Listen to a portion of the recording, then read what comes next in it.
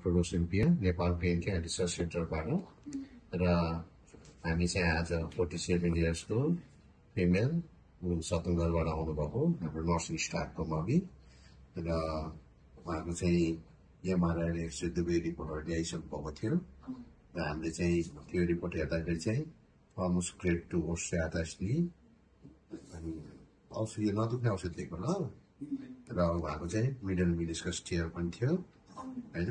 यो middle meniscus टियरहरूलाई चाहिँ त्यहाँनिर च्यातेकोलाई चाहिँ हामी चाहिँ बिरामी यसरी अल्ट्रासाउन्ड हेरेर यो च्यातेको भागमा चाहिँ हामी चाहिँ बिरामीको आफ्नै रगत तान्छौँ जसलाई प्लेटलेट्स प्लाज्मा भन्छ।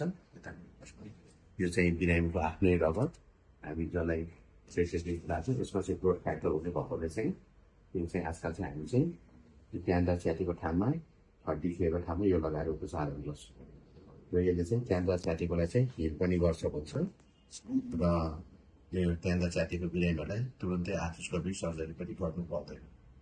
यो हेर्न सक्नुहुन्छ तपाईँले त्यहाँ हामी प्लाज्मा दिइरहेको यो चाहिँ हामी अल्ट्रासाउन्ड गाइडेड गर्छौँ यो ब्लाइन्ड गर्दैन हामी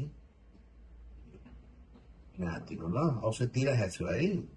यो गरेपछि हामी चाहिँ 3 हप्तासम्म यो वेट गर्छौँ र धेरैजना जस्तो हामी 4-5 वर्ष भयो हामी यो पेन क्लिनिक खोलेको र अहिलेसम्म त्यहाँनिर च्यातेको बिरामीहरूलाई लगाउँदाखेरि 4-5 वर्षसम्म बिरामीहरूलाई एकदमै राम्रो भएको छ र उहाँहरूलाई चाहिँ आर्थोस्कोपिक सर्जरी एडभाइस पनि गरेको थियो तर अहिलेसम्म गर्नु परेको छैन बिरामीहरूलाई।